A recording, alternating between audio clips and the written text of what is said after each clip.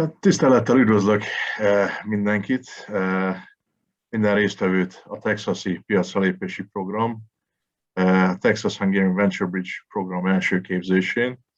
Ugye a Külgazdaság és Külügyminisztérium Nemzeti Export Stratégiának NextKPI forrásából jött létre. A mai napon történik meg ugye az első képzés a program keretein belül.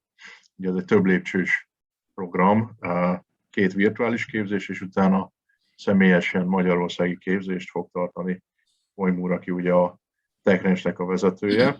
Ő fogja egyébként a mai előadást is levezetni, és illetve a mai előadáson még előadnak a Cogitare Global ügyvezetője Ramirez, akinek elvitathatatlan érdemei vannak a Tesla Austinba költözésével kapcsolatosan, és Schreck is, aki az Austin város globális üzleti terjeszkedésért felelős menedzser. Kérem, mindenki némítsa el a mikrofonját, aki még nem tette, viszont Koym úr kérésére ez alkalommal úgy tartanánk a konferenciát, hogy bármikor, ha kérdés van, közben lehet szólni, kérdezni, tehát teljesen interaktívak legyünk, de természetesen a chatfal továbbra is ott van a kérdéseknek. So, with this, Kevin, I was just explaining a bit of a summary and asking for everyone to be interactive, but I hand the floor over to you, and please go ahead and start the first training session of the Texas-Hungary Venture Bridge program. Thank you. Thank you very much, Gábor. Good afternoon, good evening to our colleagues in Hungary. I'm real excited about today on getting to start the launch of the Texas-Hungary Venture Bridge. Today's session, we're going to go over a lot of the details about how the bridge works, and then give you a little bit more information about Austin in itself, about the market that you're connecting into. And I do like to have very interactive sessions. All questions are fair. I want to make sure that you should know that Austin style, and one of the reasons that I think Austin has become this capital of entrepreneurship in the United States and in the world in such a short period of time, is because we value informal, like, interaction back and forth. But let me go ahead and share my screen, and we'll get the first set of slides going, just so we can actually talk about different parts of today and what's going to be happening. We're going to have several sessions. I'll go through when the sessions are going to be and things like that about what's happening. But first and foremost, know that we're here to create interaction with you, and we're here to create a bridge that goes both directions. You know, when one of the valuable things about a venture bridge is I expect that we're going to have early stage startups, we're going to have scale up companies, we're going to have corporations taking advantage of both directions with this bridge. Very excited to be launching this with the country of Hungary, especially. I'm a fan of your country from the standpoint of historically making some investments through a crowdfunding platform years ago. And so I can tell you a little bit more about that as we get into it. So this is the launch of the Texas-Hungary Bridge. The partners that are bringing us today, we're working with 2 partners that are there in Budapest, VME Z10 and Tungstrom. I'm excited to have both startup voices as well as a large corporation that's committed to innovation as part of the partnership. Cogitare Global, we'll hear from Ramirez, as Gábor mentioned in the introduction, in Hungary, in just a little bit. And then our supporters, the organizations at the bottom that are making this the bridge possible. The TechRanch, just to give you like a very short sketch of what the TechRanch is we're a venture accelerator based out of Austin, Texas, private venture accelerator funded by private funds. There are a number of different accolades I can tell you about, but working across countries is part of our core prize about what we focus on. As the founder of TechRanch, part of what I expect and part of what we're driving towards is to say all the world's problems have already been solved. all the world's problems have already been solved. It's just a matter of connecting the entrepreneur with a solution to the market that has the problem. The key thing that we're seeing about this in the bridges that we've been building is that there are technical solutions all around the world that we want to uncover. We, in fact, think of it in 4 different ways. We want to discover talent, develop talent, connect talent to opportunity, and help it scale. And that's what's been driving the vision behind the TechRanch and what this is all about. We'll just keep on going on different aspects of this, but our goals of this bridge is to open up opportunities for collaboration, not just between a couple of companies, but multiple companies. Now I'll go through the mechanics about what we're set up to tie into. But and there's going to be a slot for 20 different companies to be involved, and then a slot for 5 different companies to be featured on top of that.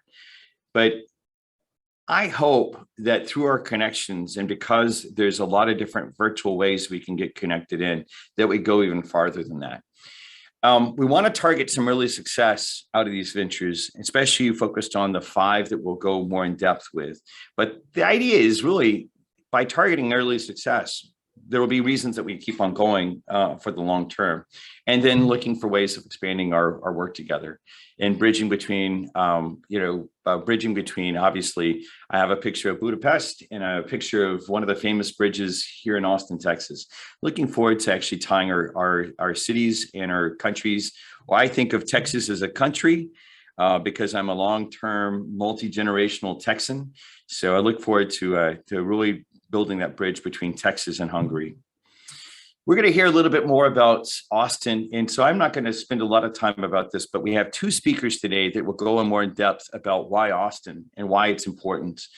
So I'll save what I might say for later, because we're going to hear from 2 of the experts. One of them that has been long-term involved in entrepreneurship development in Austin. And then secondly, one of the gentlemen from the city of Austin that actually holds that role in working in economic development at the city as well. There's quite a lot of different companies that are housed here or that are headquartered here, including, you probably have heard that Tesla and Oracle have announced recently about having their headquarters in Austin. We'll hear a little bit more about why that is. And part of our work as TechRanch is to tie you into all these different partner organizations. TechRanch, its number one function, our function, is to not be the experts in everything, but to be the people that help guide you to connect into the right organizations in Central Texas. And perhaps we've been doing this with entrepreneurs all across, or entrepreneurs, scientists, larger corporations as well. All across Texas, including to several of the other states of the United States, obviously with a special focus on Central Texas. I'd like to share a success story. In 2019, the federal government of Mexico funded a bridge between Mexico and Austin, and we called it the Innovation Bridge, Mexico-Austin. One of the companies that was in that bridge is called Apollo Health. This is a great example of a technology company based out of northern Mexico, Monterrey, Mexico, that we were able to get connected into the right partnerships to then help them scale. And when they started, they had some early stage software. They're now tied into 49 different hospitals across Mexico, and are actually engaging in cross-border work on this side of the border as well. Can go into a lot more depth about this example. We have a lot of different examples about companies that have taken advantage of the bridge. Some of our best examples as well have nothing to do with the United States. I'm sure that there are going to be certain technologies that we're going to find that, as an example, one of my favorite examples of the power of our network is we had entrepreneurs and technologists and scientists based out of South Australia that we were able to connect into an opportunity that was in Ethiopia, that's now recognized by the UN and recognized in the World Health Organization as a successful project about creating these different connections to solve these problems. So when I actually say that I have this belief that all the world's problems have already been solved. It's just a matter of connecting the right parties. It's really true. Apollo Health is an example of that. The company out of South Australia is an example of that. The key thing is having the right model about how to do those connections. So let me hop into some specifics. The way that we do venture engagement, and when I say venture, I mean everything from there is some science, early stage company or early stage science that we get connected in. Typically, it's a startup or scale up or a corporation that is looking to expand its innovation footprint. The thing that we've discovered and that we've continued to refine is what is the engagement model, the process for getting engaged without spending too much money. The biggest problem that I've seen for entrepreneurs or for companies that are coming to the United States is they invest so heavily, so early on in the process that they spend all their money, whether it's for a short visit, during one of our conferences or, actually on the ground, opening up a new office, that they spend so much that they kind of bounce off the US market.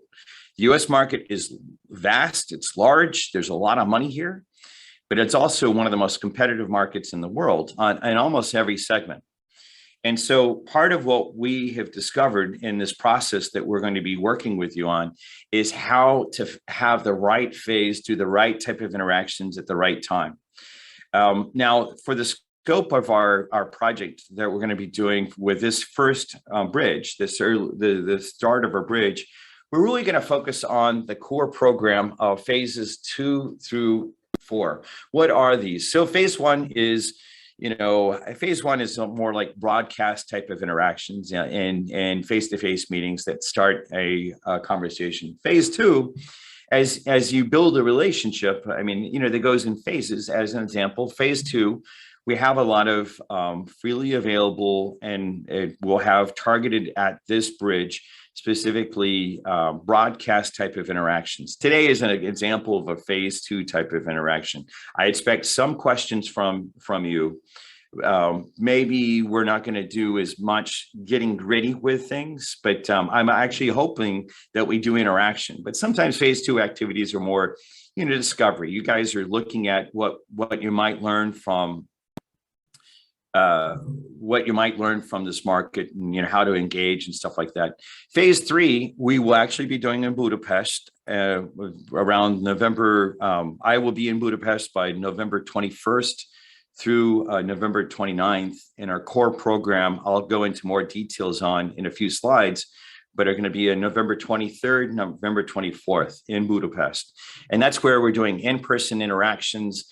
The examples that are in this slide, we've done in a lot of different cities around the world. Right before starting the formal program, we're talking about some of the programs that we've done in Luleå, Sweden, all the way to Adelaide, Australia. And the idea about this is how can we start really getting in depth with information about how to prepare for the US market. There is a certain style in almost every category that the preparation really needs to happen in earnest, and we'll be doing that on the ground on those days. Phase 4, we'll do a lot more interaction and packaging, and then a packaging of the ventures that then ties into phase 5, and we'll start the phase 5 process so that the 5 featured companies are going to actually have specific tailored introductions around their needs. So you go through the packaging process and go through that. There are other companies that might say, hey, I really want to go farther. And we were just talking about another company a little bit earlier for phase 5 and phase 6 activities. Phase 6 is when your company has made a commitment to being on the ground here in Austin or someplace in the United States. We do work with companies that are not just in Austin. Obviously, we believe strongly about Austin and what its environment represents, but we can also push that to other stages. And those programs are available even outside of the scope of the formal bridge. Those programs are available to your companies directly in a direct contract type of model. But we're really right now going to focus on those first stages. Just going through the way things are set up, this slide will be available as a reference. but you notice that we've already had initial partner meetings. We've had information. We had an informal information session that some of you already know about, or some of you might have already joined. Today is the official kickoff seminar. We're going to have a partner planning meeting early next week with the partners of VME and with Tungstrom and with the consulate office to make sure we're pulling all the different pieces together. On November 4th, we will have best practices, and we'll go more into depth and specific stories about how to go in different directions. Because of the level of bioscience applications that you guys have already submitted, I've asked the director of the Temple Bioscience Incubator to join that meeting as well. So not that we're just going to be focused on that area, but I noticed in the applications that have come in, there's been some heavy allotment that have been in bioscience. So we're going to make sure that we have an expert that she's a bioscience and oncology expert that will be a part of that. Not that the bridge is focused specifically on that, but that's one of the things that we'll be doing. Then we'll have the events in Hungary. Then the specific days to put on your calendar right now, the 23rd and the 24th of November will be the on the ground in Budapest. And I hope to have a little bit of unicum with several of you as part of, we'll actually have some informal and some more formal type of interactions. And then I've set up some extra days so that for following up, we can actually go more in depth. As an example, the day one, will be, and this is subject to change, but the high level example of what we're looking at is a little bit of interaction on the city to city side in the beginning, then on industry, mainly around Tungstrom. We'll then have a partner lunch where we're interacting. That will be left to how they want to design. We'll go in more in depth about that. We'll do a seminar with 20 ventures that afternoon and then have a casual reception. The second day will be much more into, we're going to start with, I want to make sure that part of the bridge needs to be around, part of the bridge will be around connecting investors on both sides. If we really want to drive foreign direct investment, both directions, then we need to make sure our investor class people are actually connected. And so I'll be spending some time around that. Then we'll start our one-on-one coaching with 5 leading ventures. A lot of this is the prep for the meetings that are going to be happening. And then partner lunch, I expect that one would be more focused with DME, although, like I said, this is subject to change. And then a one-on-one coaching continues. On day 3, I'm purposely leaving this open so we can follow up as we need to. And the question just came in the chat session. Will we be celebrating Thanksgiving in Hungary? I hope so. Of course, I know that Hungary doesn't celebrate Thanksgiving necessarily, but I'd love to actually, part of the reason I chose this week was I think it would be very, very nice to bring insight from Hungary for celebrating, for this American to actually get to celebrate and building those kind of conversations. As an example, for my family to do a little bit of a personal sketch. Did a little bit of a personal sketch. I typically would celebrate with my family using a Mexican tradition of tamales. So I look forward to being introduced to whatever the Hungarian appropriate connection is. Let's see, there's a question that's coming in. May I ask you, Kevin, what do you think about the ideal stage life cycle of a startup to be a perfect fit for the final 5? Is there any preference about that? Our model has worked across industry and across stage. Typically, I know there's some really advanced science that I'm real excited about in Hungary. I don't think that I think for our first examples, we will stay away from the lab bench. That is the early stage where the best opportunity is that the technology would just be licensed or the science would be licensed before it's even, the science has to become a technology before it gets commercialized. I don't think we're going to have anything at this stage for this first bridge on the science side where it's really, really, really early. I have personal experience on helping technology, science come off the lab bench into becoming technology, into startups at that early stage. But I think that for right now, we need to stay away from that because it's kind of complicated on that, like before there's been commercial activity.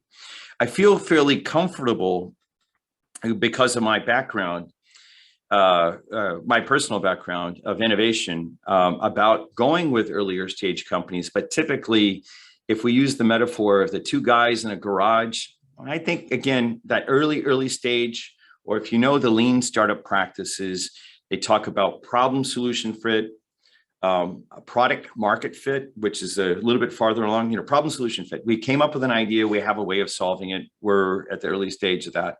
Problem market fit typically is the market is being figured out, like the specific entry market is being figured out.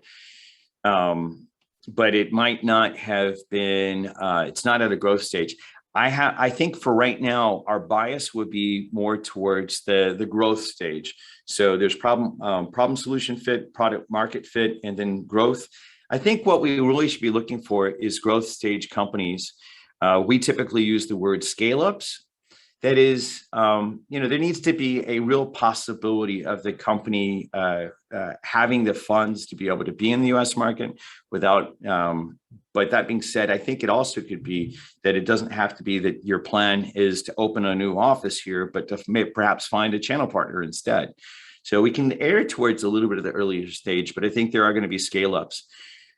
That being said, I want to make sure that I work with, or TechRanch is going to be working with our partner organizations that we mentioned on that a few slides ago, Tungstrom and BME, to really select that. And we're going to have a jury of, I'll be part of it. The Consul Gábor that we heard from earlier will be part of it.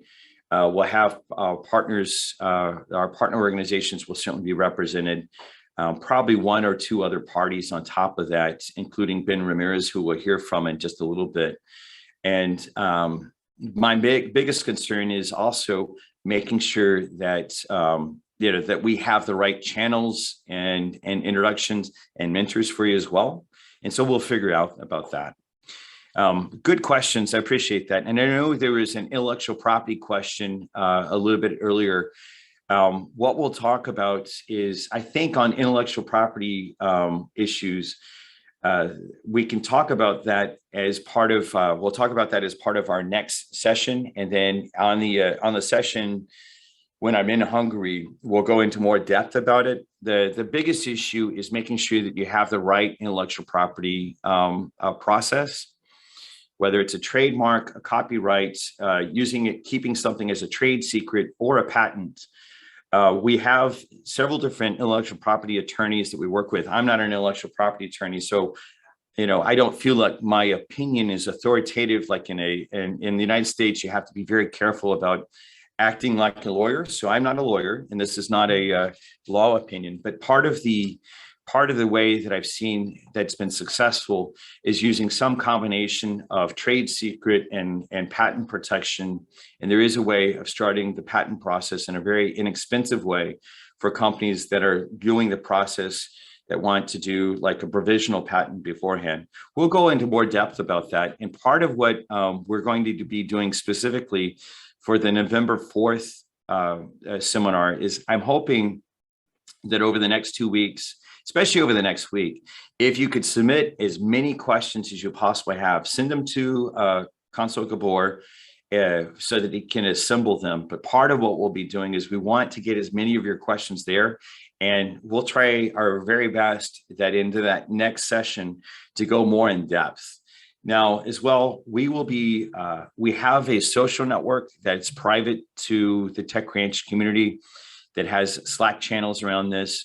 Part of what I want to do as well is bring general parties into that, and we'll have what's called Ask Me Anything sessions that will happen asynchronously on that platform, that I can bring different people in as part of this. We find that especially on bridges, and so that we can have more people involved than we'd have if we're just doing one-on-one type of activities, which we'll see later in the bridge. we'll have those kind of connections as well. So if you're interested in participating with that, make sure that you get on Gábor's list. And if you have already applied to Gábor's list, even if you're not one of the 20 or one of the 5, we'll still have that vehicle available for you. And there's other activities that are available for you to be in the community that do not have a charge associated with them. Now, if you want to go deeper in, obviously we have other programs that you can, that your company can actually pay for, but there will be activities as part of the bridge for doing that.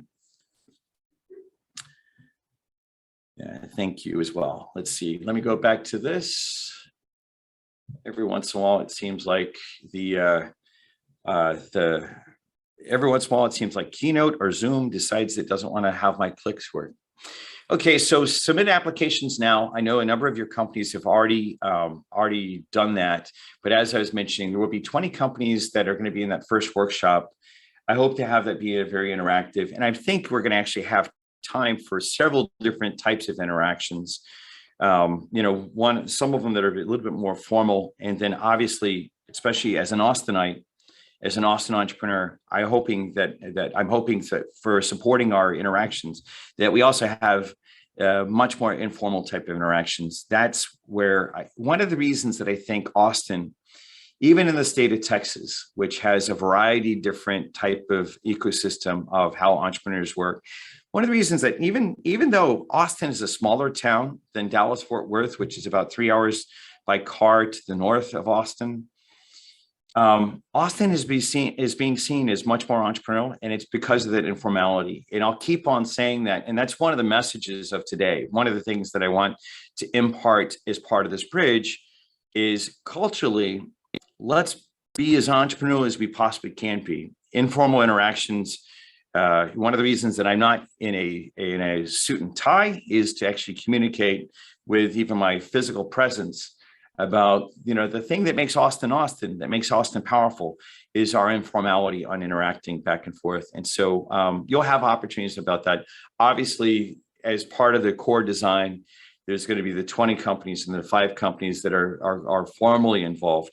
But make sure that if you're interested in taking advantage of this, even if your company, even if you think it's too early to be one of the 5, take advantage of it, because this is part of how we will get to serve you, especially in the long term. If we look at this, I'd like to be looking at the relationship, even though we're starting this one piece, I'd like to be looking at it with you in a long-term format, with this being the first, this first part of the venture bridge being the first steps.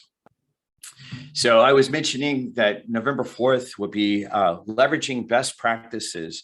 We'll go into more depth. I will share stories of a couple of our other Mexican companies, one of our South Australian companies we have, and then I'm deciding which other companies that we'll have, but we'll have 3 different examples where we go more in depth about best practices. We will have this bioscience oncology expert. Her name is Tammy Anabali, that ran the Temple Bioscience Incubator as well as part of that. The 4th is open to all participants. You can be early stage, late stage, large corporation. It's even fine if a college student would be fine. The main thing about it is, of course, the target of what we're really trying to drive forward for is the companies that are looking for U.S. market entry. And like I mentioned, if at all possible, send as many questions, especially in the next week, to us. And what we'll do is we'll make sure that we tailor at least part of this presentation for things that go more in depth about what you're looking for. So for more information, you can always follow us in the following places. I'll give you my direct email address as well. Although, to make sure that my team gets involved in supporting this process, you can send an email at start@techranchaustin.com. And I see a good number of those emails. We will set up a special alias as well for the bridge for taking questions in. For the questions that are going to come for November 4th, I do ask that, if at all possible, send them to Gábor as well, because his office is helping us prepare in that next session. and especially any question possible before, in the next week, even though it'll be 2 weeks when we actually prep, that'll be great for making sure that we get things in place. So what I want to do now is I'm going to switch gears, and we're going to actually hear from Ben Ramirez. Ben Ramirez, when I initially met him, was at the City of Austin Economic Development Office. And I was an entrepreneur launching my first company. Got to work with Ben when he was at the City of Austin, got to see his career as it developed.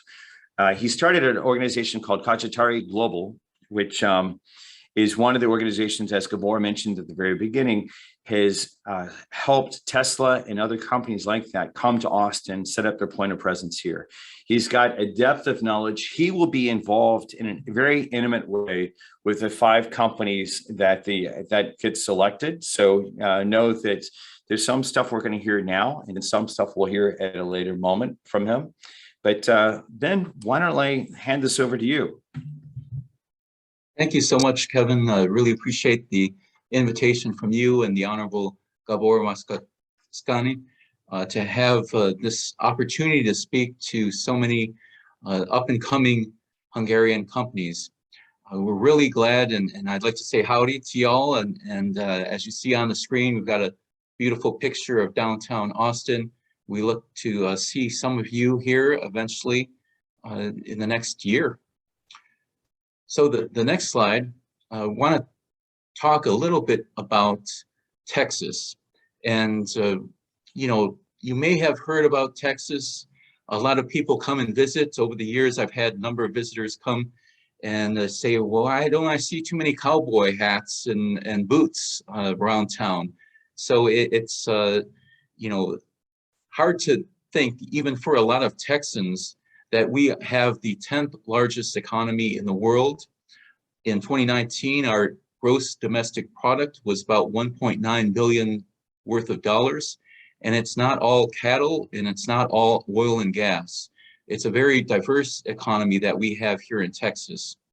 We also attract a lot of people to move here because of the climate from other parts of the United States.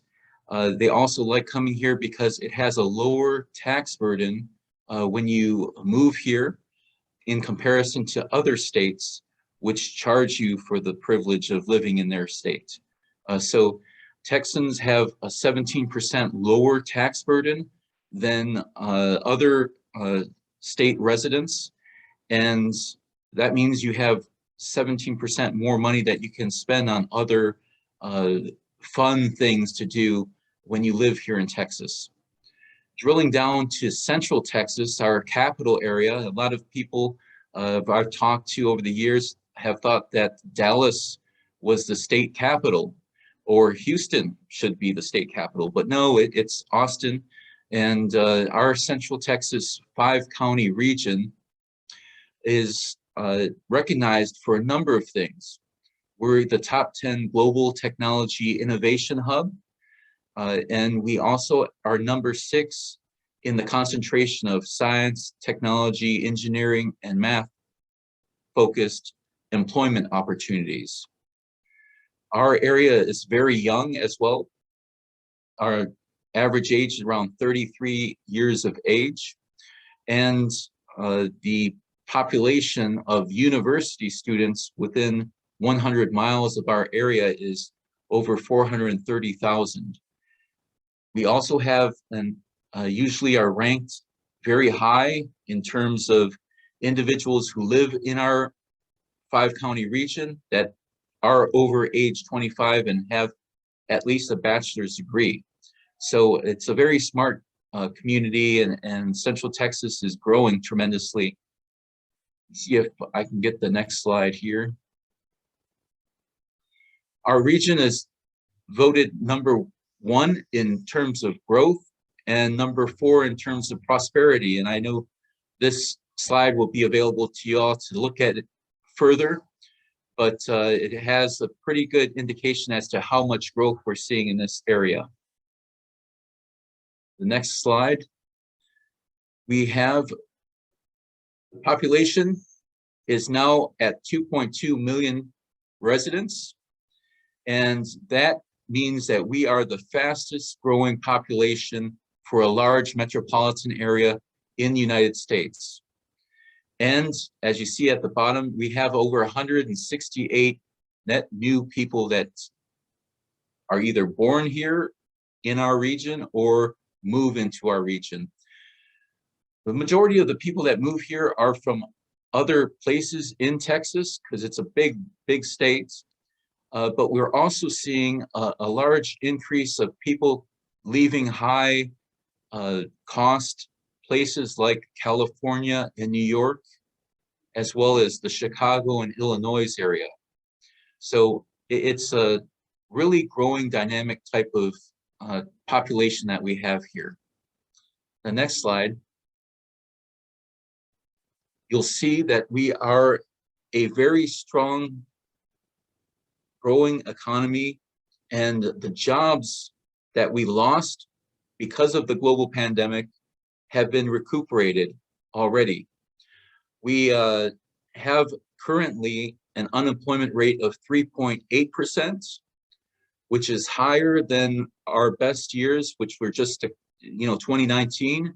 We had only 2.7% unemployment.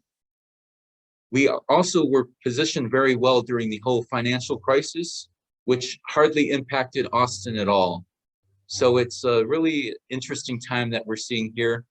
And on the next slide, we can see further specific information about where the jobs are being created and lost. You see here over 2,000 jobs were lost in government, again, being the seat of state government here. Government jobs are a big driver, but a lot of the software as a service companies and innovation in that particular area make it easier for us to utilize technology when we're servicing our population here in Texas. And you see the big growth there reflected with over 71,000 jobs in the private service sector. On the next slide, you'll see that tech's most resilient hubs in America, Austin is ranked number 6, and that's as a region. So regionally, there are only 2 other cities that are listed here that have a larger population of over 2 million people, like Denver, for instance, and Pittsburgh. But Austin as well has 2.2 million, and we have, in comparison to all these cities, when you drill down to the city size, we're the largest city on this list. And the next slide, please. Kevin mentioned all of these major employers that are involved in digital and technology. Here, of course, you know that Dell was established here in Austin as a startup and eventual scale up. And that was because of the work with the University of Texas, that you could have a university dropout, create a Fortune 500 headquarter here in Austin. But we've also attracted so many large employers because of the strength in Austin's workforce, the young people that want to work in these tech companies. And that's why companies like General Motors, for instance, created one of their first tech centers here in Austin over 10 years ago, why we had such a large consortium of semiconductor companies that have developed here, from NXP to Samsung's $17 billion project. Next slide, please. Our region is an early adapter of AI. We joined 13 other major metropolitan areas in America that are early adapters of AI technology and utilization in the tech sector. As you see here, we have over 49 patents in AI per million workers. And also, we have over 229 AI-focused companies.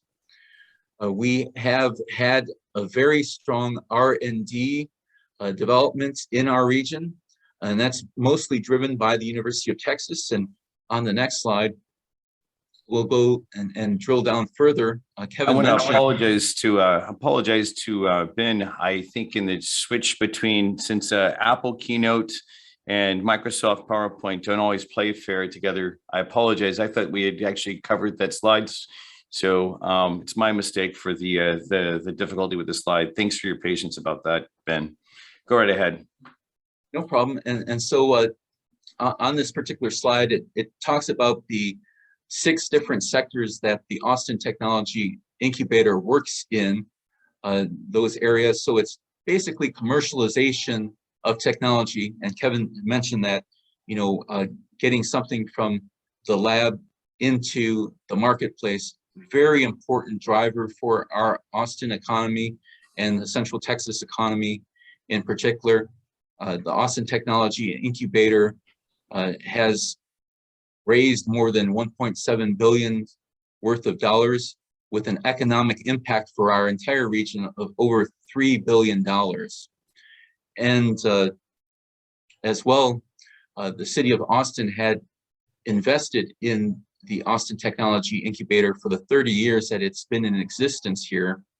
And for every dollar invested, the city of Austin in particular would receive $6 worth of benefits back to the community. So it was a very good investment for the city. And the next slide, the Austin Technology Incubator relies as well on angel investors to help these companies move from commercialization of technologies and just the idea into being funded and proof of concept being deployed. So we have a very strong angel investor group here. It's the strongest chapter in North America. It was founded in 2006, and they have invested in over 199 companies. And the investors have seen at least 42 successful exits for those investments. And you see it's mostly follow-on investments that our investors consider. So they've had success in the initial stage in investment, and they see the scale up of the company and they want to invest again.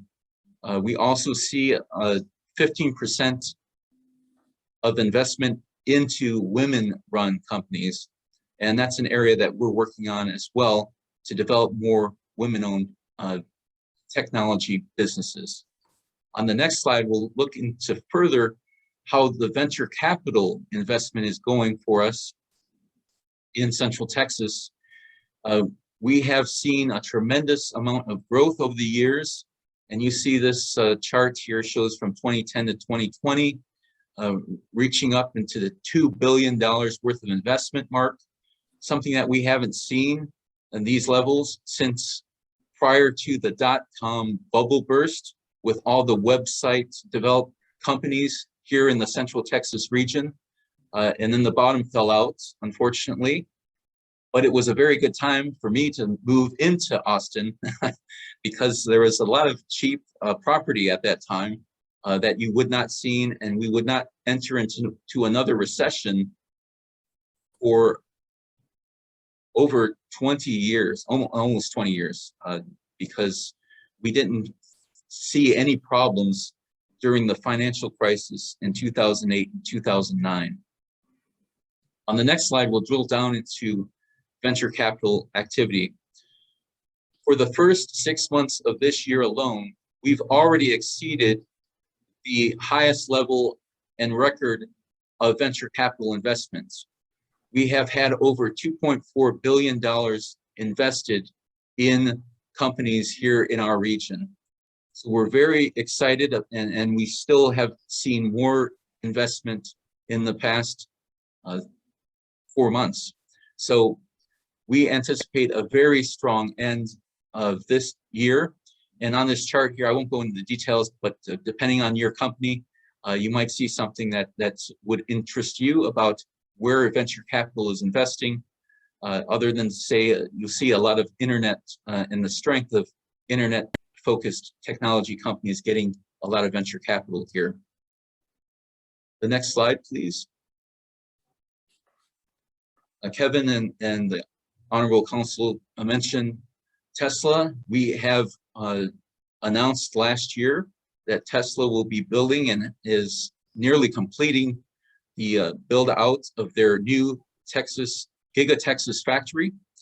We have a $1.1 billion investment, which will employ over 10,000 individuals in the production of the Cybertruck.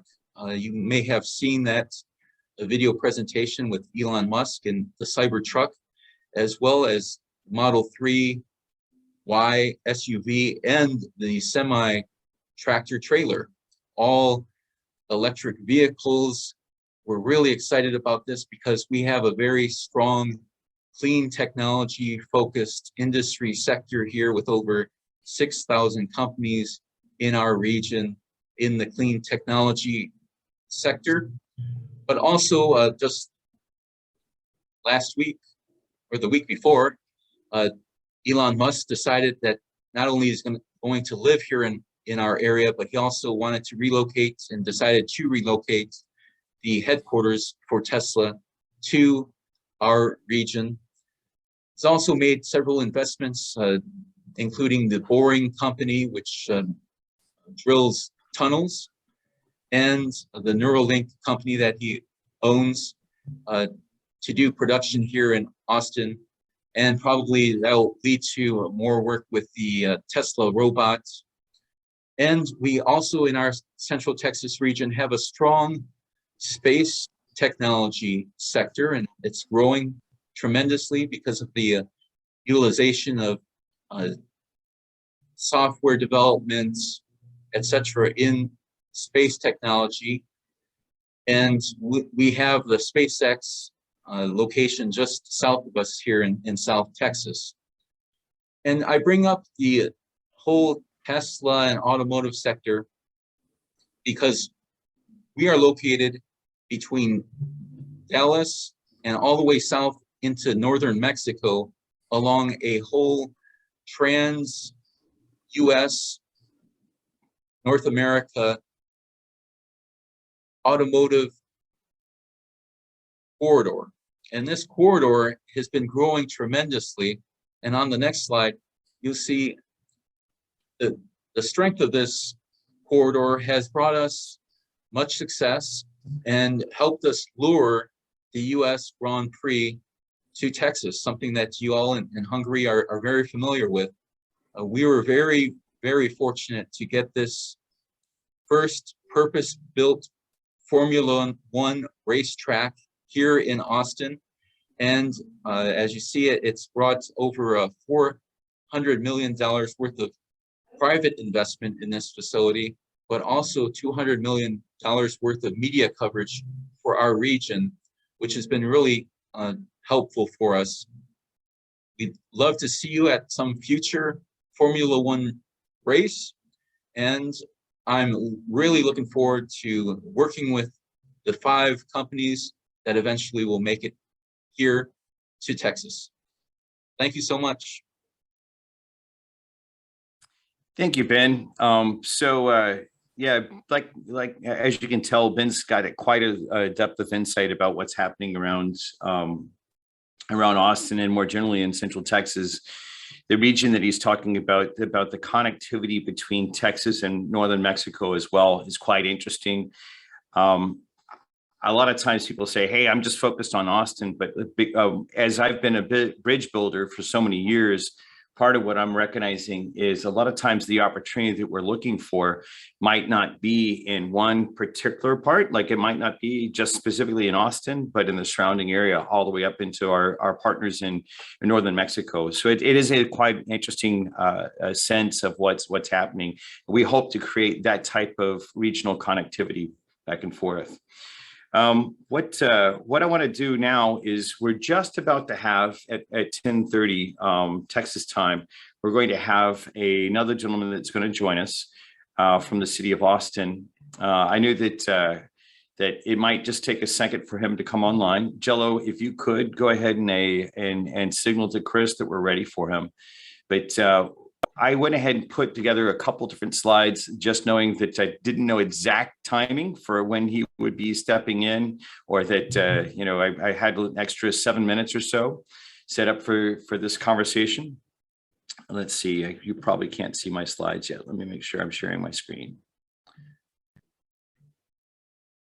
So we'll hear from Chris in just a second. Are you able to see my screen okay? Oh, perfect.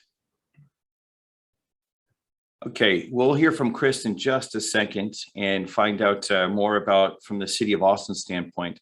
But what I thought that I might say as we were waiting, one of the things that really sets Austin apart from other parts of the United States was written about in Richard Florida's book called The Rise of the Creative Class. Austin was we call it a poster child. That is, Austin was listed as, this is the city where you see a lot more interaction. And a lot of people don't know, and from outside of the country, why that is.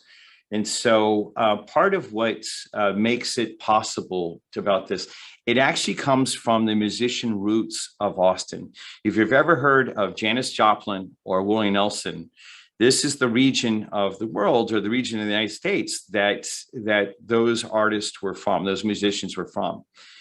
What's interesting about it is, as an example, myself as an engineering student at the University of Texas at Austin, got my engineering degree, got to work for Steve Jobs at a company called Next, straight out of college.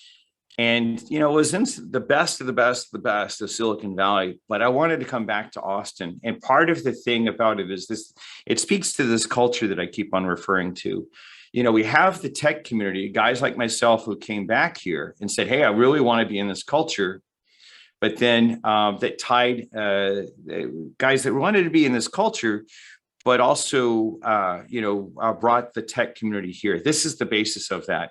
I see Chris is coming on line, and what we'll do is we'll hear from him. I have one other slide, not to take any of the thunder from Ben or Chris, but as an example, when you look at San Jose, Silicon Valley, or the Silicon Valley area, versus what it costs to live here, it's almost one half. Now, obviously, this is changing a lot, but you can read about best places. As you're looking at U.S. market entry, part of what you have to do is see how far is your funding going to go.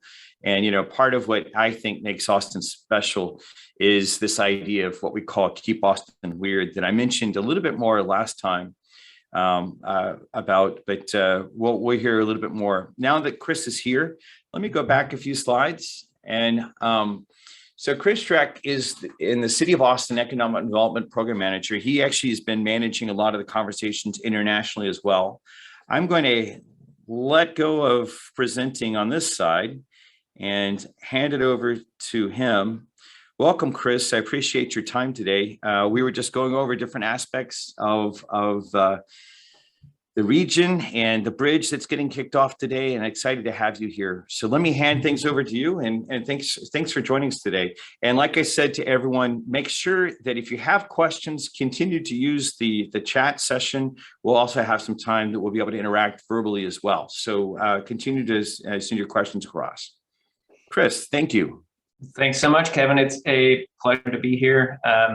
As you mentioned, I work in the City of Austin's Economic Development Department. I'm in our Global Business Expansion Division, which really does focus on trying to figure out how we can best facilitate international connections for the City of Austin, whether that's helping companies that are looking at coming to Austin from international markets do that well and do it effectively, or if it's helping companies that are here in Austin already sort of get more connected to markets outside the US.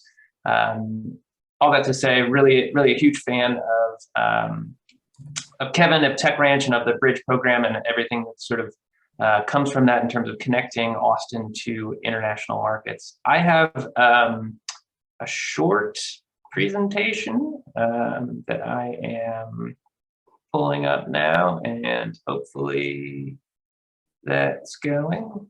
Let's see. That look reasonable to everybody? You can see the screen and all that? Great. So I would say this is just sort of a quick presentation for us to kind of prompt an introduction to Austin. If there are questions, as Kevin mentioned, I'm really happy to talk about those. I'm happy to sort of be a resource for the kind of information that's going to be most useful for you. So starting off at the beginning here, this is what things looked like a little while ago. We were founded as the state capital back in 1839. You can see this Goddess of Liberty statue is now on top of the Capitol dome that is there in the background.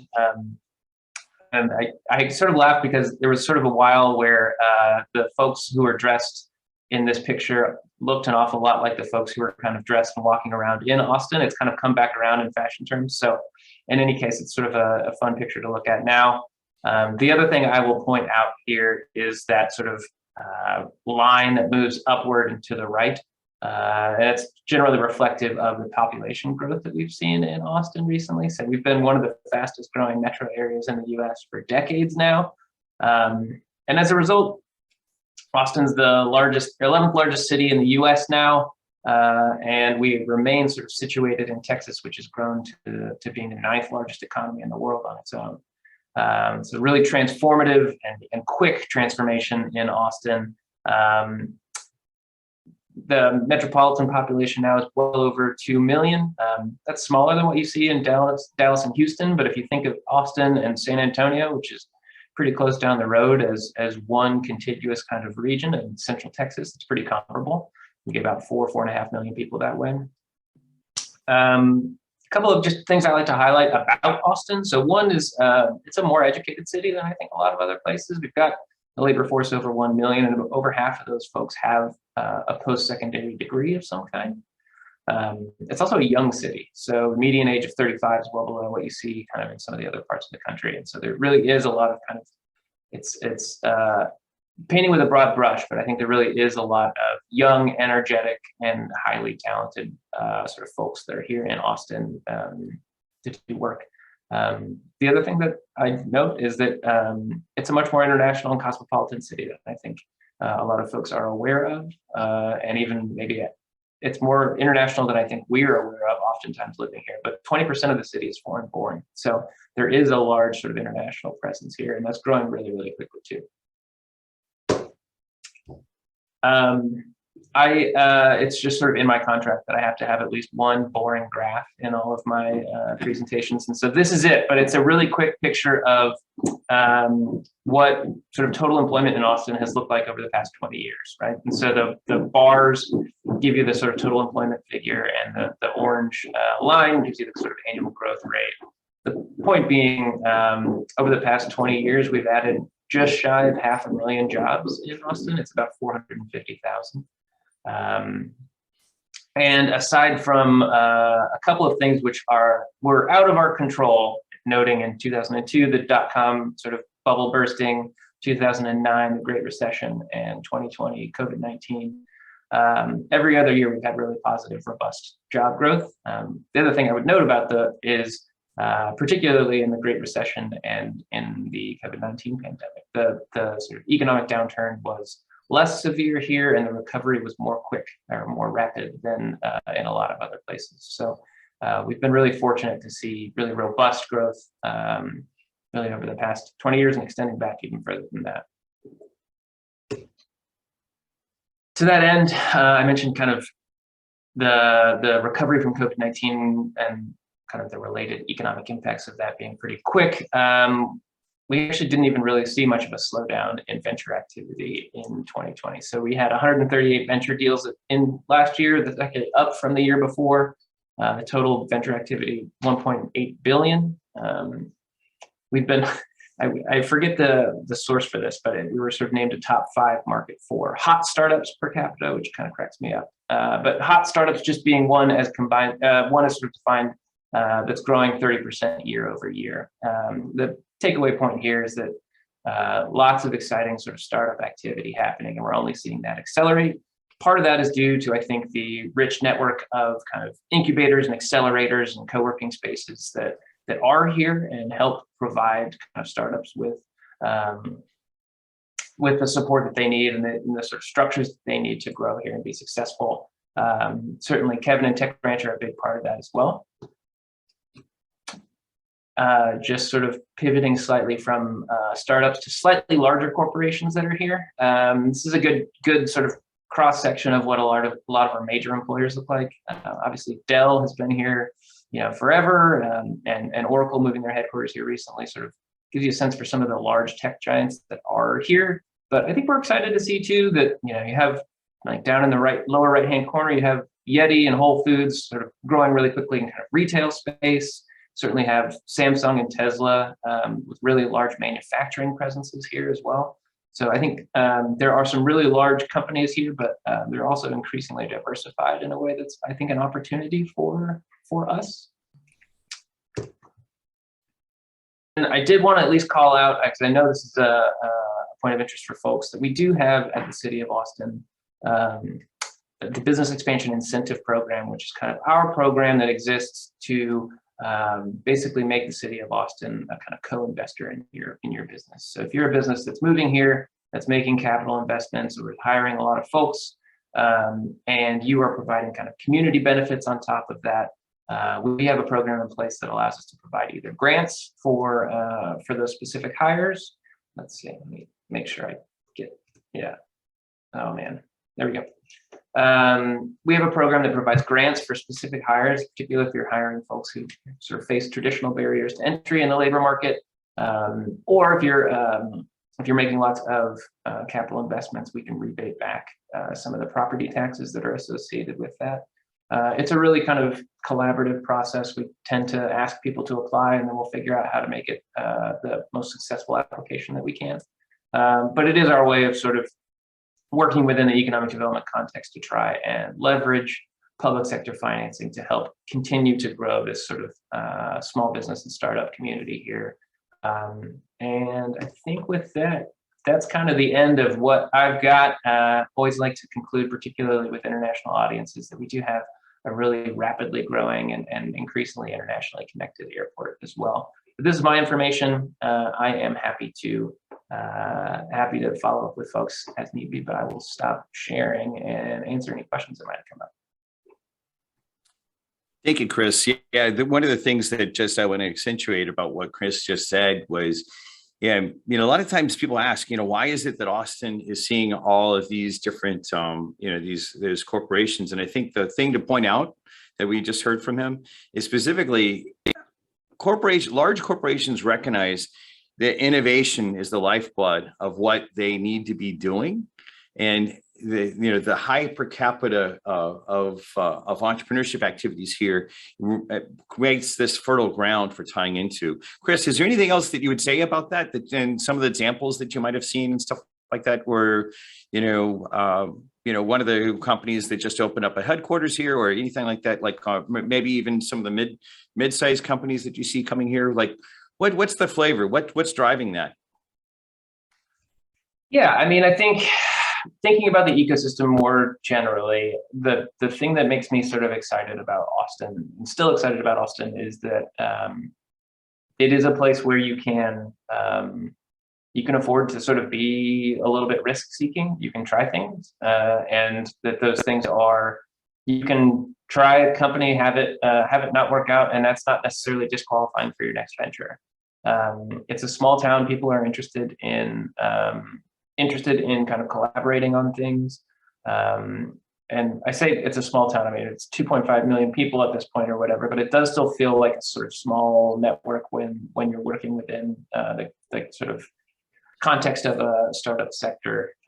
So, I mean, I think in general terms, that innovation is in part structural. And I think, like, by virtue of the fact that you can kind of bootstrap a company here much more effectively than I think in some of the more expensive kind of competitor cities that we have. I think that's one of the things that drives that. I mean, I think in terms of flavor that we're seeing a lot of kind of mid-sized companies that are established somewhere else look to use Austin as kind of a starting point. So, maybe we need a North American kind of sales office to start off with, for example. And so we're going to move here, we're going to set up an office, we're going to have like one regional sales rep, and then the plan is to have 50 employees in 3 years or something like that, right? But like, it is a sort of a market that allows you to do that well. We were just working with a company from Singapore who is a sort of remote access kind of technology company that is doing this and kind of taking this approach, and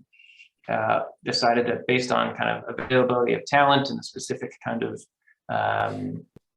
technical expertise that they were looking for, Austin was where they wanted to be. I think we're seeing a lot of interest from kind of fintech companies that are interested in kind of being close to a lot of the technology capability that's here, but also looking at how do we take kind of Austin's tech sector expertise and start applying it in other spaces, right? And so fintech is one that's growing really quickly, along with kind of life sciences and kind of biotech companies as well. And I think that, yeah, by and large, there's sort of a sweet spot here where there's enough sort of scale and aggregation of talent that you can find somebody who is sort of competent to speak to you about whatever your augmented reality venture is or something like that. But it's not such a big market that you can kind of get lost in all of it. It's sort of a really nice sized place that allows you to sort of grow quickly and move quickly, but it's still big enough that you can find folks who have the sort of expertise that you're looking for. Let me ask a question to both. I'm going to toss it out to both Chris and Ben, just because I think it'll give an interesting perspective. One of the things I really appreciate about the companies like early stage as well as farther down the path in Hungary that have been applying to be part of the bridge is the heavy science component. There's like real brilliance in a lot of the technologies that are, that we're seeing in these applications. What would be like to talk a little bit more about the heavy science areas of Austin and about how they might plug into like across different industries. It's been across different industries, so I'm not going to wire the question into one specific place, but I'd like to actually see what do you think about that heavier science element that's going to come from Hungary, just because naturally of the Hungarians and how brilliant they are? Yeah, I mean, just to jump in and then throw it over to Ben, I think, I think that there's sort of a nice tie in there. One, the University of Texas being 50,000 students and having all kinds of kind of technology commercialization programs within the university provides kind of a nice, stable anchor institution. You have the sort of long history of advanced manufacturing kind of in the technology space there. So IBM and AMD and Intel and Samsung all have these sort of like semiconductor production bases that allow for some nice kind of technology spinoffs there.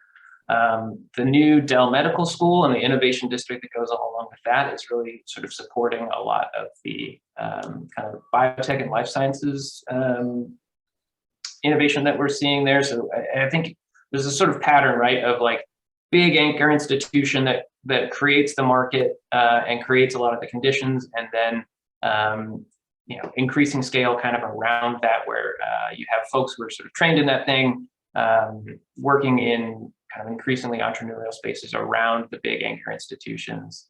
Ben, I don't know if you have other thoughts or sort of specific companies that you've worked with you wanted to highlight. Yeah, no, well, it's perfect. And building on what you stated, Chris, with the University of Texas being here, and that was really a big driver for us to land some of these research and development consortiums over the years, from the Micro Computer Corporation and that consortium related to computer and electronics and software development, up until the semiconductor industry, Sematech industry consortium. So a lot of this research and development that was crucial to making these industries stronger in the United States were launched here. And a lot of this, Austin back in the 1960s, IBM decided to develop a typewriter production facility here in Austin. And that eventually led to IBM having its largest patent producing location here in Austin, as well as the University of Texas having the most number of patents produced for a university. So it's that whole research and development sector, and I think these companies would really benefit from Austin. Another thing that we see is the quality of life. That's a strong driver and for these scientists and researchers to really benefit from, which you don't really have in other places in Texas. And just the opportunity to go out and enjoy nature here, and the collaborative environment that we attract to our community has been extremely helpful in this regard. Cool. Thank you for the insight. So a question came in a while ago from Celia about what are the main decision drivers in selecting the companies among us. Let me go ahead and answer that. And then part of what I want Ben and Chris to be thinking about as well is the complementary parts to the question that, or the answer that I give to Celia's question. So we're going to, as I mentioned briefly earlier, we'll have a jury that's actually going to go through the applications and decide who gets to participate. At that first stage, the 20 companies, the interactions that will happen there, I'm hoping that we have a variety of different kind of companies, that can take advantage of that first interaction.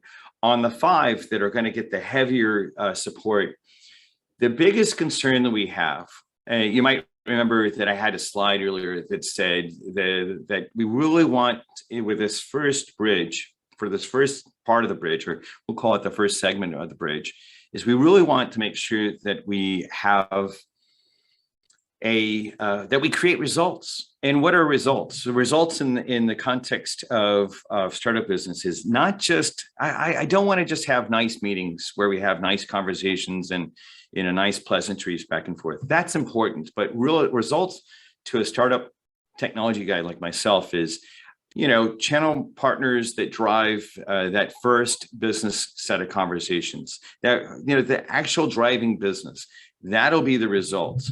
And so in the selection process, as we see who applies and who interacts with us, part of what I'm expecting that we'll be doing, and the jury that we're putting together, like I said, there will probably be, I'm expecting 5, or in our preliminary design, 5 different individuals representing different parts of the organization, or different organizations that are the partners in the bridge.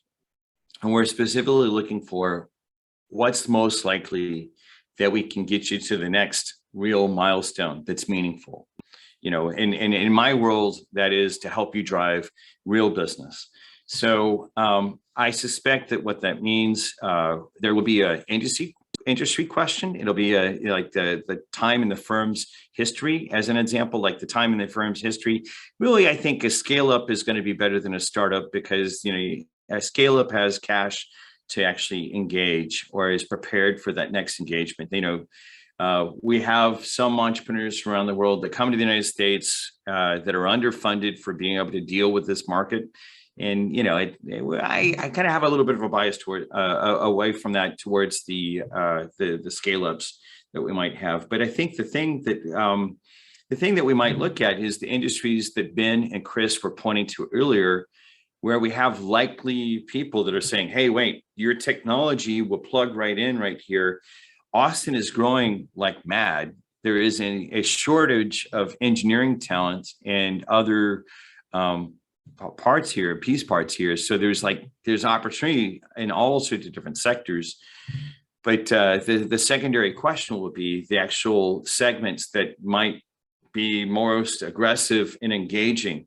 Maybe Ben and Chris, you could give a sense for those companies. Just what's your gut feel? And knowing that very well that we'll be looking over the applications and kind of ranking them towards who we think might be able to plug in the best. What's your gut feel, Ben and Chris? Like, who do you think has the best chance to actually plug into the market and go someplace in a short period of time? Any gut feels that you'd like to share with our colleagues here? Do you mean in terms of sort of specific industry sectors and that kind of thing? Yeah, like as an example, well, since we've used Tesla as an example, we know that Tesla is gobbling up, Tesla's like is trying to hire 10,000 people. They're trying to bring in new technologies as aggressively as possible. We see that they're looking for supply chain partners, fairly aggressively. That's a good example. Or on the bioscience area as an example, both in, Austin, San Antonio, and all the way up to Temple, Texas. Biosciences, there's a lot of interest there. I mean, I'm just wondering, you guys in some ways know better than me because of you get to see more exposure than the segments that I might personally see. And I don't know if you've sort of seen folks or interested in kind of the foreign trade zone work that you're doing that might clue folks in here. I mean, I have some general thoughts, but if you have actual data behind your thoughts, then that might be a good place to start. Well, logistics and distribution is an industry sector that definitely is needing some innovation in terms of tracking of inventory, movement of inventory, because our region is growing tremendously. You've got a lot of customers that need to be serviced, and that's why we had such a strong launch with the not only from moving product around and companies that specialize in that particular industry sector, but moving people around, Uber and Lyft, and then we developed our own movement and transportation initiatives here. Then I talked a little bit about the clean tech community and those industry sector companies. Very strong growth. Again, that builds upon the mobility sector, but also in terms of water resources and reuse of products as well. Another strong industry sector. I'm briefly touched on the Internet of Things, but also artificial intelligence, and then a traditional industry sector, which is mobile gaming, the video games that you play on the mobile phones and mobile apps that your cell phone have. That's another strong growing area that we've seen. We're the live music capital of the world, so getting more of our musicians promoted and released via digital streaming services, another area that we're pretty strong in. But Chris, you might have some more ideas in that particular area too. Yeah, I think that's all right. I agree with all of that. I think, oftentimes my perspective is that the great thing about here is that you can most companies can kind of figure out how to make it here. I think you're right that there are a lot of the things that get me really excited are a lot of sort of companies that are looking at how to apply kind of basic tech capabilities, whether that's coding, software development, whatever, to other spaces. So it's a technology-based solution for mobility, or it's a technology-based solution for financial transactions, or it's a technology-based solution for HR services or something like that. These sort of huge, enormous markets that are big points of frustration for me throughout the day, that somebody's coming in and saying, actually, we can sort of iterate on this and make it better with the smart application of technology. I think you have folks here who are able to do that well. From the city's side, we have people in place to help really support any of the companies that are working in kind of the circular economy space. So if you're really dedicated to providing solutions that help us be a more sustainable community, I think you'd see a lot of city interest in supporting that. Similarly, any kind of creative economy applications and things that are in that space, I think you're likely to see some interest from us. The other one is honestly our food system and food space. I think there's a lot of interest in figuring out, there's a sense that Austin is a place where you can come and eat really well. I think it's not necessarily known for being a place that produces food well, both in terms of actual agricultural production, but in terms of value-added production of consumer food staples and that kind of thing too. And I think that that's something that's of interest. I think there are quite a lot of like,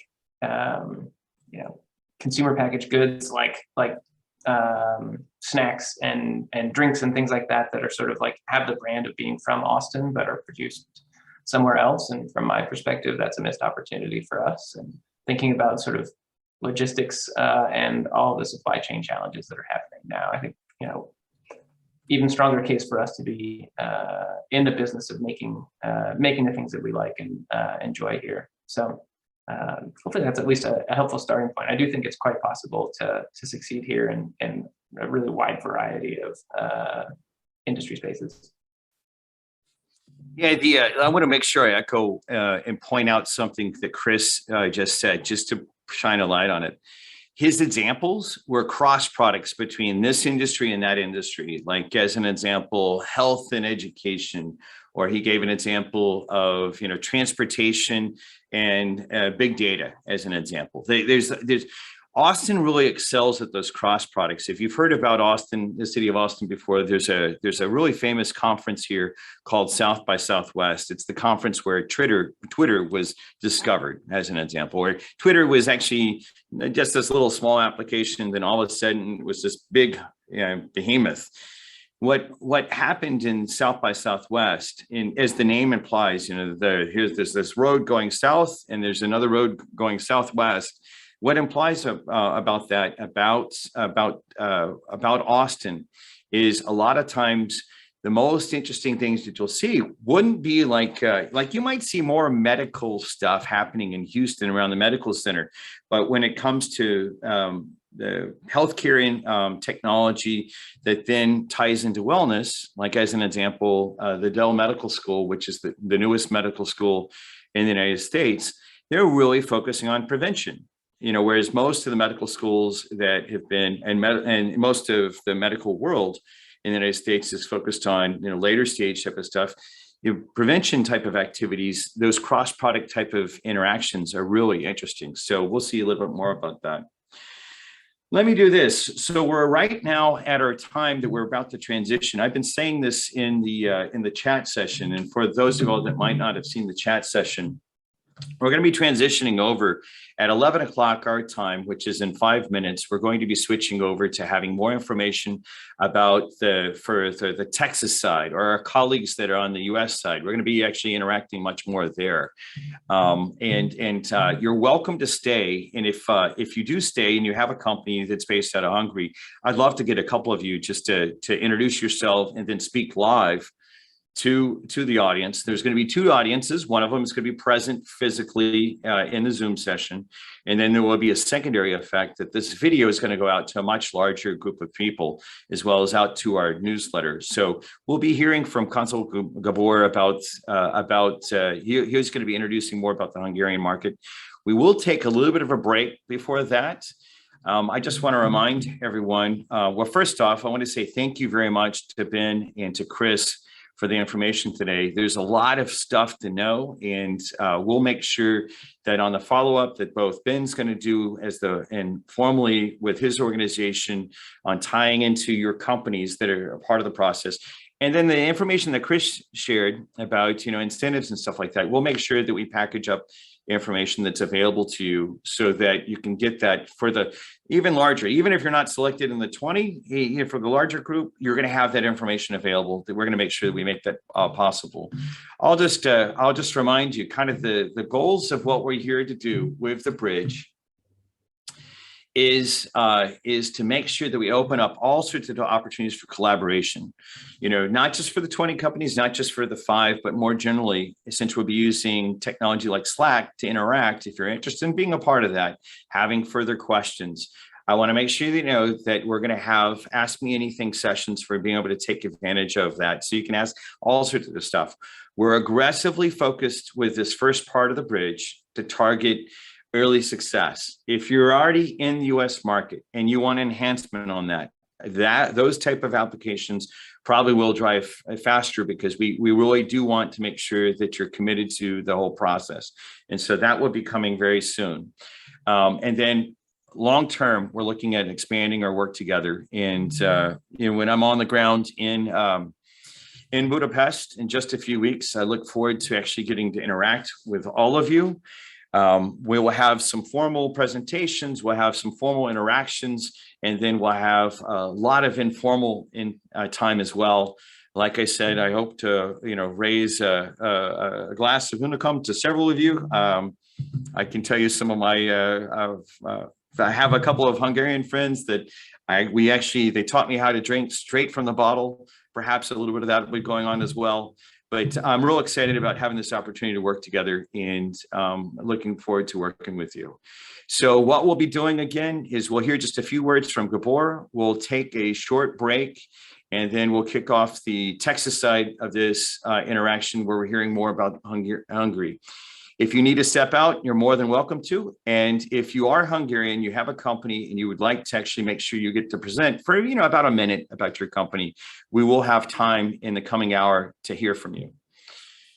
With that, Gábor, let me hand it back over to you. Thank you for the time today. And I'm excited about what's happening. So perhaps you'd like to say a few words to wrap things up as we're taking the next steps.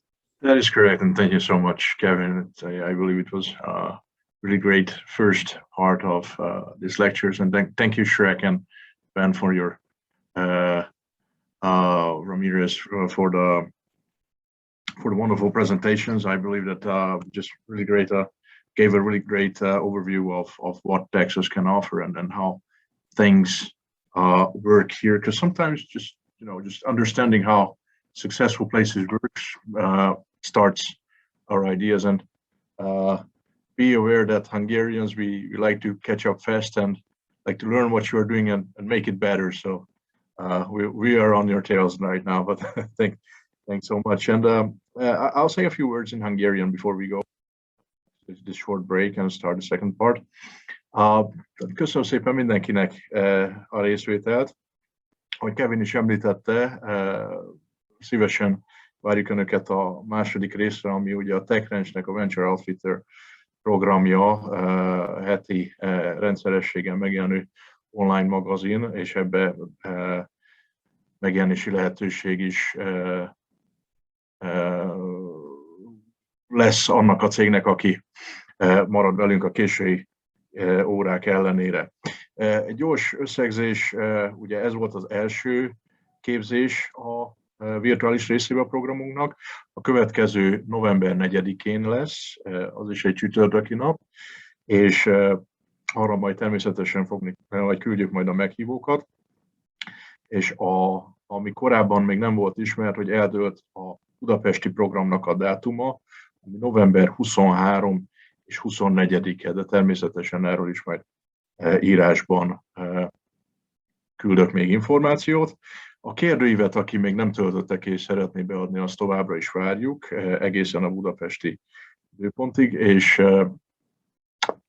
még egyszer köszönöm a részvételt. So that was for my part. So Kevin, is back on your side of that. That sounds great. Well, thank you for sharing. I look forward to learning some of the Hungarian language myself, and we'll be looking forward to taking next steps. I tell you what we'll be doing is we're going to take a 3-minute break. Jello